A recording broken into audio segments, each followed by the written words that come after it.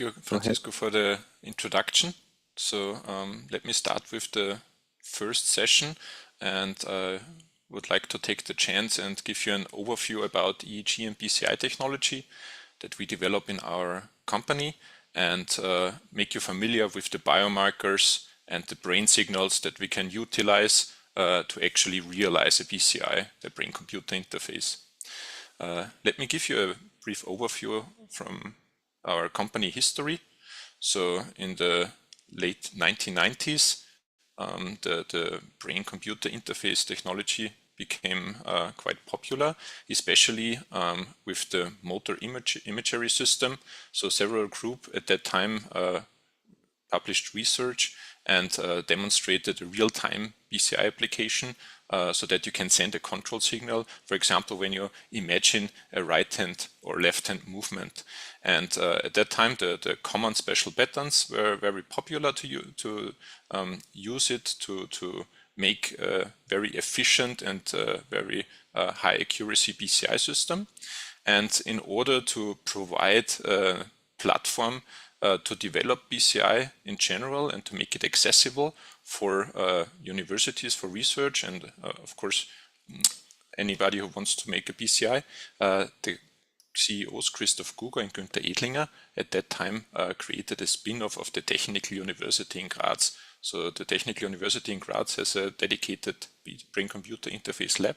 At that time, the professor was Gerd Purceller, and they developed a biosignal amplifier to have a very high quality EEG amplifier that can be utilized then for the purpose of a brain-computer interface. And over the years, in the early 2000s, the several amplifier concepts were realized, designed, and commercially available. So there's the USB plug-and-play amplifier, the GUSB amp, which was very successful over many years. The Bluetooth-driven G-Mobile app for wireless EEG acquisition. And then in 2007, the first commercial BCI system, which is a spelling matrix. So you have a keyboard on the monitor, and then by means of the BCI, so the EEG is translated into a control signal, you can select characters from the keyboard on the screen. Then in the later years, in 2000, we developed a 256 channel biosignal amplifier, the G-High amp, and with that we now opened new possibilities to, for example, make like many channels or high density setup for scalp EEG, but also for intracranial recordings. So with that we could now make an invasive BCI feasible and understand what are the limits of the latency and the accuracy for real-time control. And with the G-High amp, we also developed our functional mapping system, the Cortex-Q, which is now utilized in many operating rooms for brain surgeries or epilepsy monitoring, for also the purpose of guiding the surgery with functional mapping. So this is a certified medical device already. And we also developed a code-based visual evoked potentials BCI. That was kind of a derivation of a time-locked evoked potential, but also SSVEP frequency coded BCI concept with visual percepts. In 2014, we introduced our wireless EEG system that is based on a Wi-Fi protocol and can now already stream 64 EEG channels for up to 64 EEG channels with 250 Hertz or 32 EEG channels with 500 Hertz. And we have there a 24-bit resolution, so a very high quality signal where you can measure even down to several nanovolts EEG voltage. Then we introduced our series of hackathons, and in the 2017 we also introduced our stimulators for invasive and non-invasive stimulation. So now you're able to also control electrical stimulators with the BCI output signal. So for example, if you want to have a closed loop neurofeedback, you could stimulate the muscles based on the motor imagery task, and by that get a direct feedback and real movement, even though you do not really move your hand by yourself. Another possibility is also to directly stimulate into the nervous tissue, for example, into the brain, and by that also induce stimulation-related phenomena like illusions or cause motor movement, or for example interact with sound and speech. Then we also expanded, so now we already have offices in Hong Kong, in Albany, in New York, in Barcelona, in Austria, in Graz and Heidelberg, so in many locations all over the world. And at that time also we introduced the CE certified medical system for stroke rehabilitation, the Recoverix. So the Recoverix is a closed loop neurofeedback application where people with hemiparesis after stroke can regain motion or gait speed by using a brain-computer interface with imagined movements and then actual triggering the movement by the functional electrical stimulation. So you have electrical stimulation of the muscle as a direct feedback of your brain activity, and that helps you, even if you have a chronic hemiparesis, to regain motion, for example, for the upper and the lower limbs. Then in 2019, we developed the Unicorn headset, which is an 8-channel hybrid EEG electrode system. And I believe that many of the presentations here will deal with that Unicorn system. And this Unicorn system was actually designed to make high quality EEG data accessible for a broad community. So it's an 8-channel EEG headset. And with that, you have now many possibilities to really play around with EEG signals and integrate them in several applications, for example, gaming in Unity. At the same time, we also introduced our high-density EEG system, the G-Pangolin. So this has now the possibility to record from 1024 channels just from the scalp. So really high density, electrode spacing with 9 millimeter distance between the electrodes. And with this, we can now reveal how good is the information content that we can actually retrieve from scalp EEG by spatial oversampling. So by playing around with spatial filters, we can understand how good the signal or what the signal tells us basically from the brain activity. At that time also we introduced our office in Canada, so still expanding. And recently we added the official lower limb therapy to our Recoverix system to improve the gait speed after stroke. In 2023 we developed the Unicorn Unity interface, which Bernard will show us more later today. And just last year and this year we developed our TMS super flat electrodes. So now with these active ladybird electrodes, you can put the coil very close to the scalp and still measure EEG despite the artifact of the TMS machine. And this year we now added the switch matrix, the switching unit, into our Cortico system and enabling the system to be programmatically changing between stimulating and recording. So now you have a closed loop neuromodulation platform where you can utilize it for high gamma mapping, CCEPs, but also, for example, for sensing and stimulating based on any customized biomarker that you would like to retrieve, and then stimulate, for example, for the purpose of deep brain stimulation for Parkinson's diseases or essential tremor, or also, for example, for responsive neurostimulation like in epilepsy treatment. Our company is also involved in many of European research projects, including the Horizon 2020 Eurostars projects, including epilepsy monitoring, then disorders of consciousness, patients, biomarker retrieval, rehabilitation BCI, deep brain stimulation, stroke, TMS, and many others, including FNIRS and TDCS. Also, we joined a project for graphene electrode development and neuromarketing. So let's talk a bit about the concept of a BCI. A brain-computer interface is a system that controls a device, or like a wheelchair, without using the normal output pathways of peripheral nerves or muscles.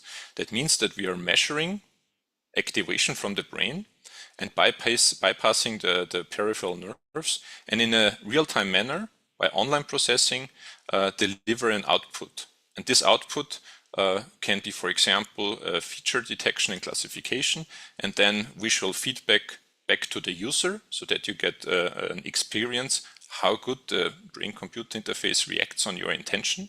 Or you can actually send a control signal, for example, for the muscle stimulation with the FES, for the spelling matrix to control a wheelchair, a prosthetic arm, or even a humanoid robot. So the concept is always the same, but the applications are quite variable.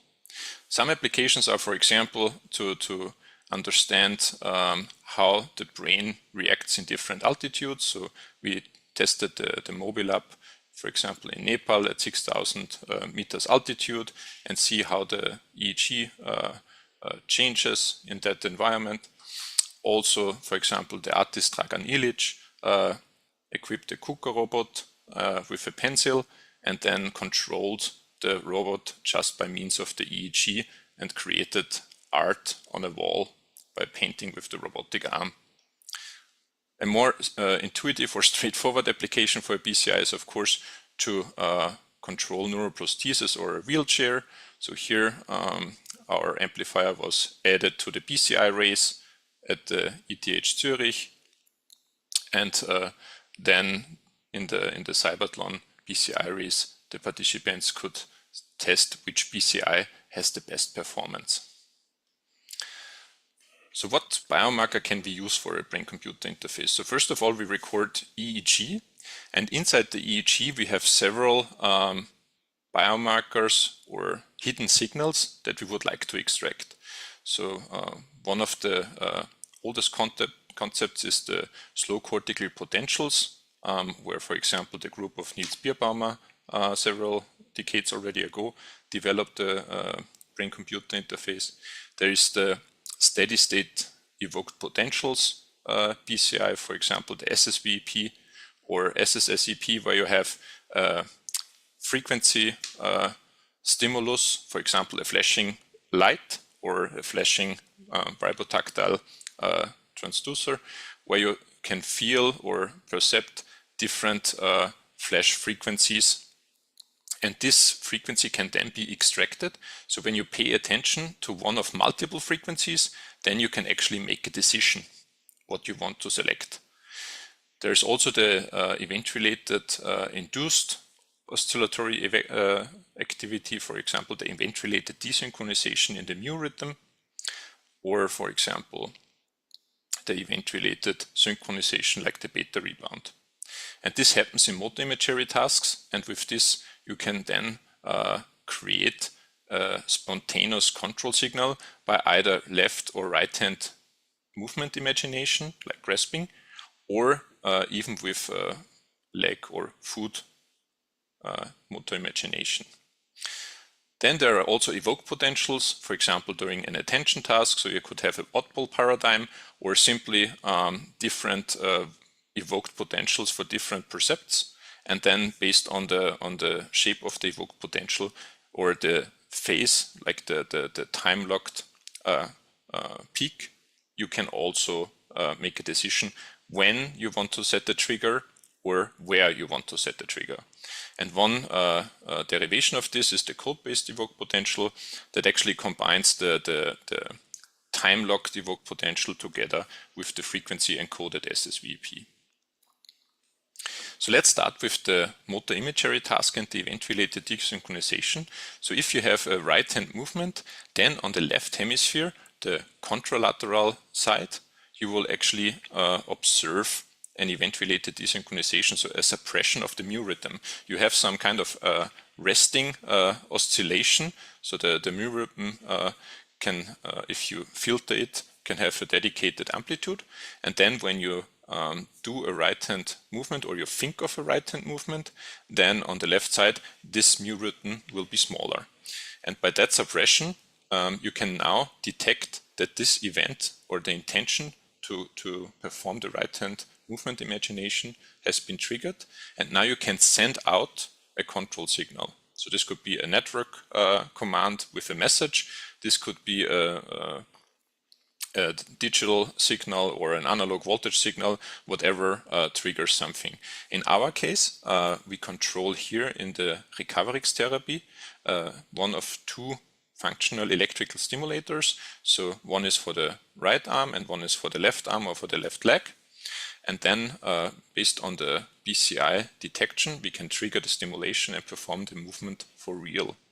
And this is very effective for stroke rehabilitation. So for example, when your left arm is paralyzed, you can then start to think of left-hand movement, and then it's actually performed. So here you can see the EEG headset, and then there's on the screen the cue to now raise the right hand, and now she thinks of the right hand imagination. So you can see that the right hand fingers were a bit paralyzed, but she could still lift the hand with the functional electrical stimulator.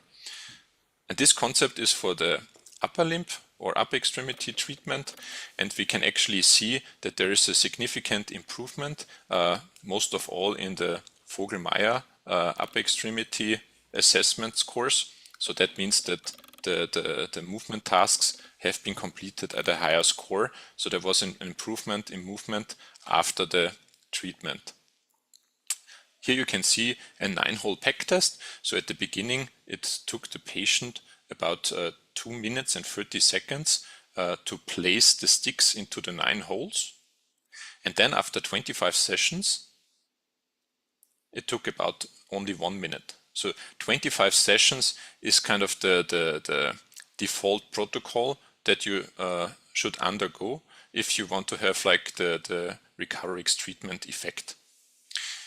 And you can also perform a second block of 25 sessions, and you can see that there was still improvement in chronic stroke case, even after 50 sessions. So there is a continuous improvement if you perform the therapy. And the idea is that after stroke, you have like an initial regain of function. And then when you reach a plateau, so the physiotherapy and your healing and natural recovery is like reached a limit, then we are actually introducing our Eegbci therapy. And now recently we also added a protocol for the lower leg treatment after stroke. So here you can see that the patient is actually performing a task that is right hand imagination versus left leg imagination. So the BCI is now set up in a way that in the interhemispheric region we can measure the ERD of the leg, and in the left hemisphere we can measure the ERD of the right hand. And here you can see that the gait speed after the therapy improved a lot from around 0.1 meter per second to around 0.18 meter per second. So what does that mean qualitatively? So here we can see that the patient is performing time to stand up, walk and sit down. And on the right side, she already finished, and on the left side, it still takes time. So she can now walk much faster than before the therapy. So the event-related desynchronization is an induced oscillatory phenomenon that we can measure from the scalp EEG, but also from the electrodes directly from the cortex. So if we now measure the brain waves directly from the brain, we get here like this time series, the voltage signal, and we can decompose that into frequency bins. And here you get now this power spectrum. Okay, so you can see all the components of your resting EEG directly from the brain. And in a scalp EEG, you usually only utilize frequency parts until 50 Hertz, and then you reach the mains frequency, which is in Europe 50 Hertz, and in the US here 60 Hertz, and you have this peak. And beyond main frequency, you don't really see useful biomarkers, except, for example, for evoked potentials. In the recording, in the intracranial recording directly from the brain, we can also look at this frequency components beyond 50 Hertz, and we can see this 1/f damping effect that we have for higher frequencies. And now when the patient or the person performs a hand movement, you can see that the power spectrum actually changes in several frequency components. And when we plot that topographically, and separate it in low frequency band and high frequency band changes, we can actually see here in the rest against the movement condition, we have a low frequency band suppression. This is the event-related desynchronization that we also see in the mu band suppression in the scalp EEG. And here you can see that this is kind of a blue-white area where we can see this event-related desynchronization. So this phenomenon is kind of conditioning the cortex or the neural tissue to get more excitable or to anticipate an upcoming task. And then when we observe here in the higher frequency components, so this is a broadband lift, you can see that it starts at 60 Hertz and it goes to 150 Hertz. We can see this broadband phenomenon in high gamma frequencies. And this is very focal and specific for a task. So only this small region here is actually changing in the high gamma or high frequency band in this red area when we perform the movement. And this is something that we can only see in the intracranial EEG because it's very focal and also the high frequencies are damped over the different tissue layers. So now it's very interesting to understand with this additional biomarker together with the ERD, what kind of BCI performance we can get. And in the EEG condition, we had the movement or the imagination of left and right hand. And now, when we go to the brain directly, we can actually look at the EEG from 1 centimeter apart electrode locations and look at the high gamma activation. And you can see here, there's this is a data glove, so you have a thumb position and the index finger position and the little finger position. And we can see that even in 1 centimeter distance, you get completely independent biomarkers for individual finger movements. Okay, so you can see here, this magenta line is actually following the data glove. So you can, in a single trial manner, see individual finger movements. And now, in terms of the decoding and real-time decoding, we can now, for example, measure the high gamma activation on the motor cortex and send it out to a robotic hand. So now if she's doing the peace movement, we can send the peace sign to the robotic hand. And again. So you can see that now within around 300 milliseconds delay, we can actually react onto the brain activation.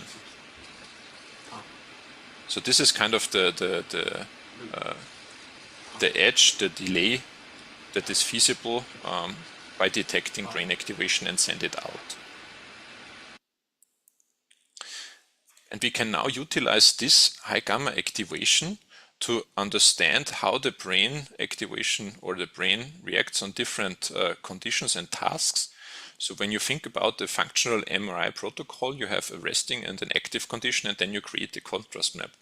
And in the Cortec-Q mapping system, we do the same with an electrophysiological biomarker. And here you can see that within instants or a few moments, there is a visual activation from the task view, and now the patient is asked to stick out the tongue. And then on the motor cortex, we can actually see the tongue movement related activation. So this is the patient's brain from an MRI scan, and the black dots are from a CT scan, the electrode positions. This is during epilepsy monitoring. Now the patient is listening to the story. So first we have the visual activation from the perception. This is very strong. And then over time we have the accumulated ongoing auditory perception. So this is on the superior temporal gyrus, the temporal lobe activation, and here for the tongue we have the motor activation. And now when he solves the Rubik's Cube, also within a few seconds you can already see that there is the hand movement area or the hand motor cortex. And interesting is that there's this homunculus, which tells us the propagation of the different motor areas along the motor cortex. And you can actually see that the hand area is just superior or above the tongue area.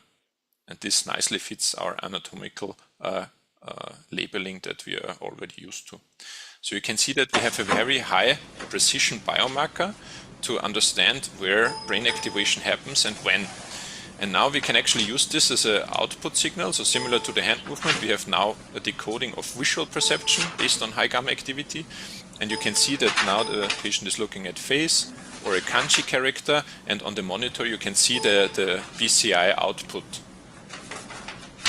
And again, at around 300 milliseconds, it's possible to detect the visual percept what he is looking at. And it works nice on many different faces. Just for the doctor it was a bit difficult. So how can we reach a similar performance also on the scalp? And now we have to move to the evoked potentials. So if we perform a high density EEG recording, then we can utilize our G-pangolin electrodes. So here you can see this is a grid electrode with 16 electrodes on one grid. And then you can record 1000 electrodes from the scalp. And we would like to understand whether or not this spatial oversampling has a benefit compared to simply having, for example, big electrode surface covering the scalp. So all of these grids have a preamplifier, and with this preamplifier we can then send a very good quality EEG, although of the small contact surface, to the main amplifier, and there it gets digitized. And also usually this high density EEG has some issues in terms of bridging, and here we have a solution. This is an insulation layer, a sticker that you paste on that you put on the grid, and with this you can now see you can put some gel and then peel off the top layer of the sticker, so it gets sticky and also removes all the bridges. And with that you have an independent high density EEG setup.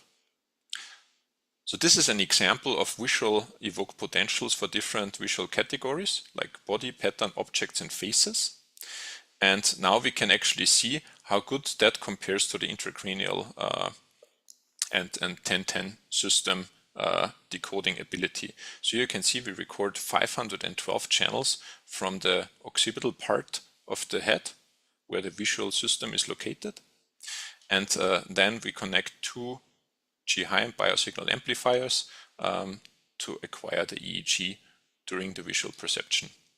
And now one aspect is that we can measure the evoked potentials from many electrodes. So here you can see this butterfly plot of the evoked potentials. So it starts after 100 milliseconds, and then we have different components over like 200 milliseconds. And this is now a phase percept. Okay, and so one aspect is now that we can see the amplitude heat map for each time point of the evoked potential. So you can see that first there's a suppression on the occipital pole, and then we have a bit lateralization on the right side of the scalp. And now when we perform a low resolution electromagnetic tomography, then we can actually now even get the sources of the EP on the ventral temporal cortex. And this nicely fits with the decoding that we had on the fusiform face area. So here's the fusiform gyrus. And here on the fusiform face area, you actually have the visual perception of faces. So this is now a very strong technique to understand where in the brain activation happens, even with scalp EEG. So now what is the benefit in terms of the signal quality? So let's assume we have a 4-class BCI or 4-class decoding problem, and we want to differentiate between faces, objects, perceived patterns, and bodies. Then we could do that with a 10-10 system, for example, the EEG cap. You can see it here with the star. And we can also test it with the G-Pangolin, the ultra-high density EEG system.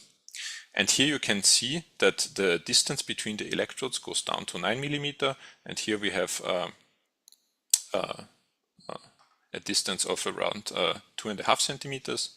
And now the question is how much better we get. And of course, one can think that if we just reduce the impedance by making the total area bigger, we could have the same effect with a 10-10 system. But in fact, that's not true. So if we are just creating bigger electrodes that are independent, then we will have an improvement because of the better connection to the scalp, but we will not achieve the same level of accuracy compared to the many small independent sensors. So the oversampling of independent small sensors with high impedance contributes more to the accuracy compared to simply reducing the impedance with the same area. And this is the net information increase that we gain in terms of the decoding performance by the high density grid. So we are coming from around 64% to around 70, I think 71 or 72% decoding accuracy for a 4-class BCI from the 10-10 to the ultra high density system. And now if we compare that to the intracranial visual percepts, then we also get around 73% for the intracranial ones, but for 7 classes rather than 4. So you can still see that for the intracranial biomarker, we have still a stronger signal to noise ratio and a better discriminability between the different visual percepts. Okay. So if we now pay attention to a set of visual evoked potentials or different visual stimuli, we can actually add another component into the visual evoked potential, the P300 component. So usually we have a visual evoked potential that has one component around 100 milliseconds. And then we have a second big component here after 300 milliseconds, which is attention based. So when you, for example, in an oddball paradigm have standard visual stimuli like, I don't know, a color or a spatial orientation, and then this changes to something else, then you will, by the change effect, by yourself create this P300 potential or component in the EP. Okay, and this can be now realized as a keyboard. So if you have different letters on a keyboard and you focus on the flashing of one single character, then for the surrounding characters you will only generate standard VEP, but for the target character you will additionally generate the P300. Okay, so now you focus on the P, and during the A there is like a standard VP, and during the P there is this P300. So now let's flash this multiple times, and then you can see here there's a lift between the green and the yellow evoked potential. So when you make it faster in terms of the presentation, so you're not flashing one single character, let's say in 1 second, then you will also have an overlap of EPs. Okay, so now you can see that there's like an overlap depending on an oscillatory effect, depending on the pace or the rate of the presented stimuli. So here we have around 150 milliseconds repetition period, and you can see that in the VEP. Interesting is that despite this overlap, you get one strong P300 for a target. Okay, and this is the lift that we are looking for, and with this you can now select the character. And you can improve the speed by now clustering, for example, into rows and columns. And with that, you can actually flash many characters at the same time and make a faster decision. And this is a quite old video already from the realization of a P300 BCI, but it's still fascinating. So here we have a cap with the G-USB amp at that time, and Jan Christoph Guger, the founder of the company.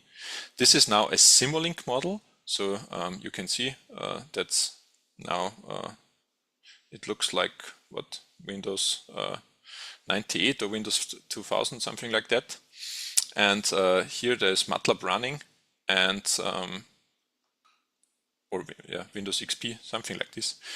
And now you can see there's an online processing Simulink model, which is a toolbox of MATLAB that is now analyzing in real time the evoked potentials plus the P300. And every time you can now see when an S is flashing, like here, because you want to spell shoes, you create the P300, and for the other deviant stimulation, it's just an EP. Okay, and now you have to train here 5 characters. And this is your training data for target versus non-target EP.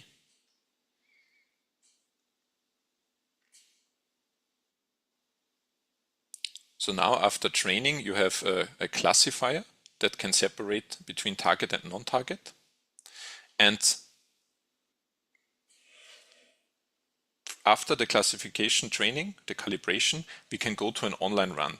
So now we can, for validating, make a copy spelling, and we can also limit the number of repetitions to a meaningful lower limit where you can still achieve 100% accuracy with your evoked potentials.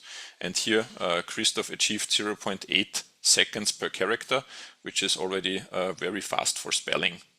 And the nice thing of the spelling matrix is that it works in basically any language, or also, for example, it gets even stronger with phase percepts. So when you combine the phase percepts that we had before in the decoding together with the spelling matrix, then you can actually see a very strong improvement in the attention and evoked response shape. So how can we now utilize this also clinically, not only for like trying how good we are in spelling? This could be realized, for example, for disorders of consciousness assessment. So if people are wrongly classified as or diagnosed as a vegetative state, they could be reclassified based on the evoked responses they have in an oddball paradigm. So you could place audio stimulation or also vibrotactile stimulation, and then give them target and non-target stimuli, and then based on that, so like rare and common stimuli, and if the rare happens and you get this P300 response, then you can actually understand there is some cognitive function also present. And this could be then also used as an PCI to communicate and ask questions for yes and no. So here you can see from a locked-in syndrome or patient the event-related responses with the P300 peak for the auditory rare against the common stimuli. And then you can ask a question, perform the attention task, and based on the attention, you can either call yes or no. And then you have an input channel for communication. So another concept of retrieving a biomarker for attention is the steady state visual evoked potential. So here is not important just the time when and where an event happens, but also the rate how it's presented. So you have, for example, a 7 Hertz flickering, and you will see in the power spectrum here, in the spectrogram, that at 7, at 14, 21 Hertz, you have the target frequency and also the higher level harmonics. And with this pattern, you can now understand where the gaze and the attention was focusing. So now if you place two different flickering icons, you can actually have one at 17 and one at 14 Hertz, and then you can make a selection based, for example, on the duration of the gaze. So you can look here for, let's say, 1 second, and then after 1 second, you make the decision that you want to click this button. And then you have now a very easy attention-related control interface. And with the code-based visual evoked potentials, we can now also create a difference between a tonic constant frequency against a pseudo-randomized M sequence pattern where you have like slow and fast frequencies inside the flashing. And this now boosts up the number of possible classes that you can place on a screen, because you have to imagine if you have a 16 Hertz screen and you want to place different frequencies, then you have several frames of a 60 Hertz screen on and off. So you can, for example, place 15 Hertz and 12 Hertz, but not, I don't know, 13 Hertz, because the 13 is not possible with the 60 Hertz screen. If you now move to, so that the number of parallel frequencies is limited to a meaningful amount of, let's say, 5, because of the high level harmonics that they overlap then. If we use the code-based stimulation with a changing frequency, then what happens is that we can now phase shift the frequency to different start parts. So one visual icon will start at phase 1, another one will start at phase 10, at phase 20, and so on. And with a 64-bit M sequence, you can now place 64 icons. Okay, so you can boost the number of controls that you have and create a very fast keyboard as a spelling matrix with code-based visual evoked potentials, but you can also create a continuous control signal.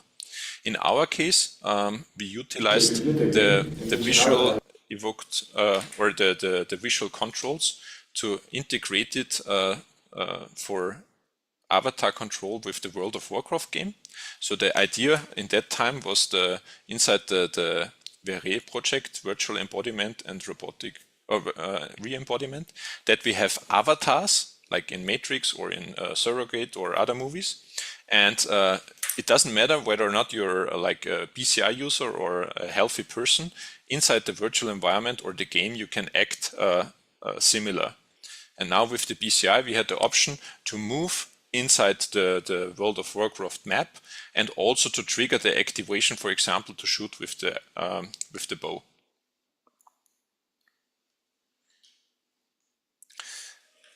And this concept of the visual like targets inside the virtual and augmented reality environment has then been realized by Bernard, who is now also giving a talk later on. So this will be very interesting to see what is feasible with this visual targets.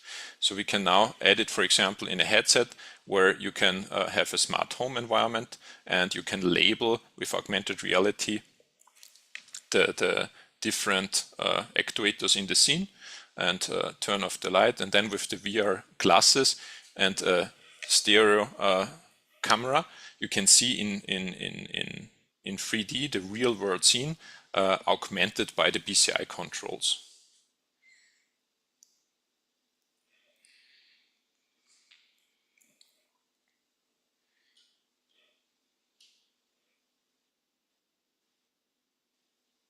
So this is now a game to balance the ball and tilt the board with the BCI controls.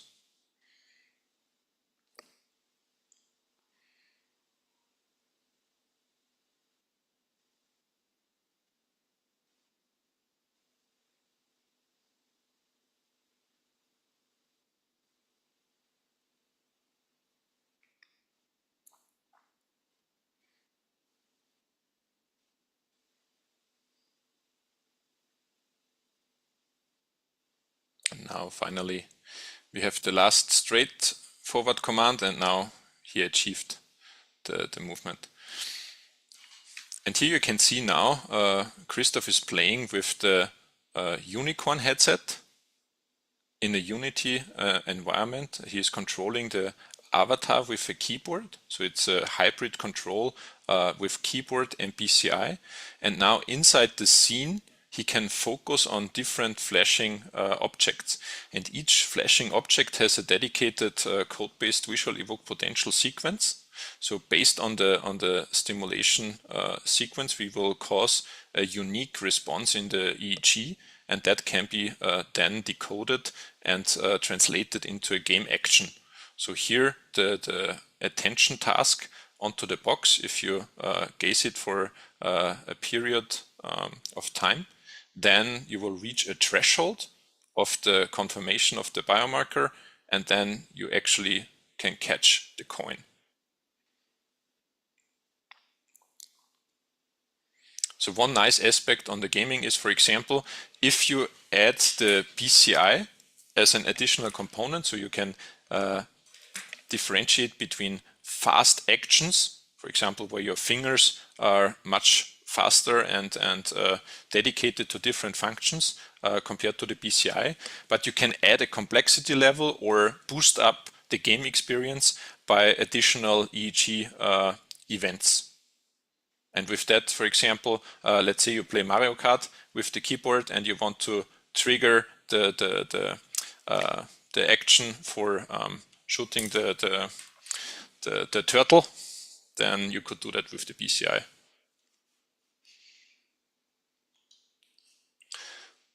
And here I would like to give you an impression on the signal quality of the Unicorn.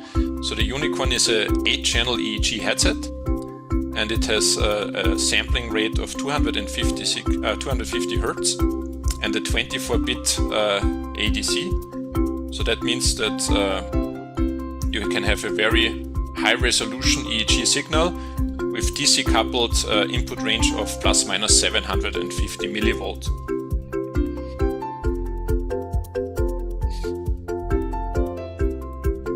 And if the environment is very noisy, for example, if you have to track your EEG while motion, then you can also utilize the online signal conditioning and artifact removal, the OSCA, where you can see here Johannes is moving his head, and all the EMG artifacts are actually filtered out with the OSCA, so only the EEG remains, and it robustens your feature extraction tremendously if you want to realize a BCI application during a movement task.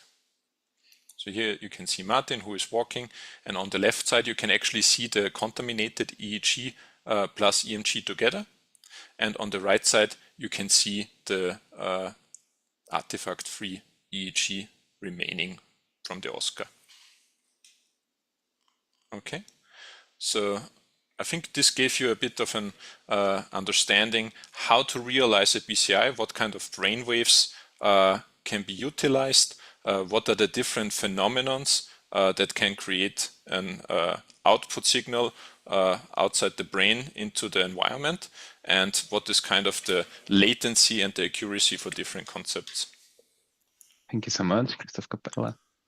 It was a really nice presentation and gave them a very nice overview about all the BCI techniques. We have a couple of questions on the Q&A. I will read them and then I would like you to reply to them. First one from an anonymous attendee. Very excited to see high resolution recordings now possible non-invasively.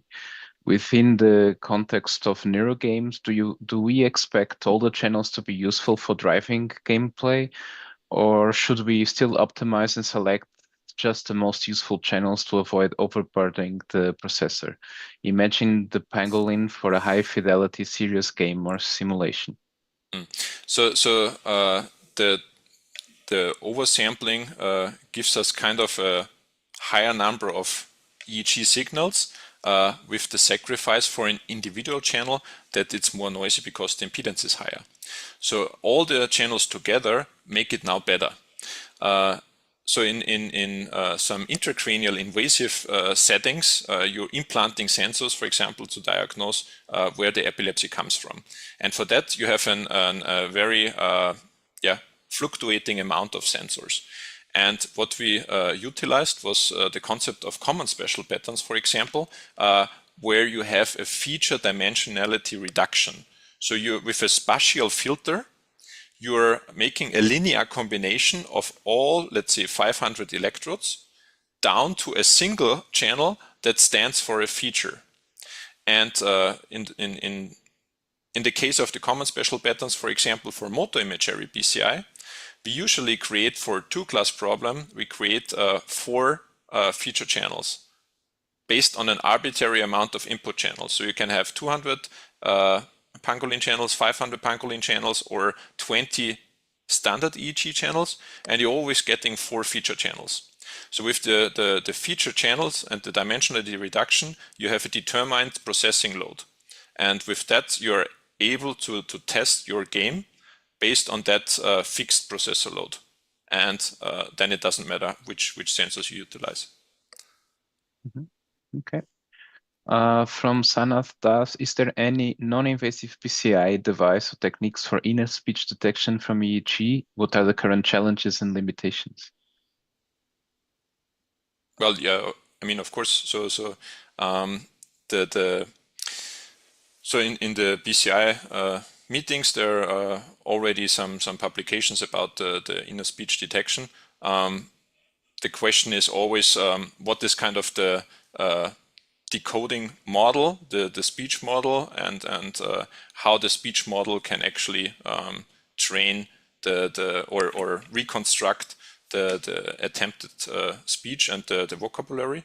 So of course the intracranial sensors in that sense will always outperform the non-invasive ones. So that is kind of if you want to have a speech prosthesis, you have to go intracranial. Okay. Samuel Botani is asking how long do you need to focus the attention on a flashing target? So usually a flashing target is like flashing between one frame, which is 60 milliseconds, and 200 milliseconds, for example, for different visual perception protocols. And so you will have like this component after like 100 milliseconds and 200 milliseconds. And so for a P300 percept, we will need like around 700 milliseconds of data to make a decision. So this is kind of the lower limit for the P300 attention. To understand code-based or SSVP detector, you will need around 1 second of data, and for the intracranial, the onset of the spontaneous high gamma activation can be like found in a way of, let's say, 50 milliseconds with the time that you need to create that. So we're in a range of 300 to 500 milliseconds response time.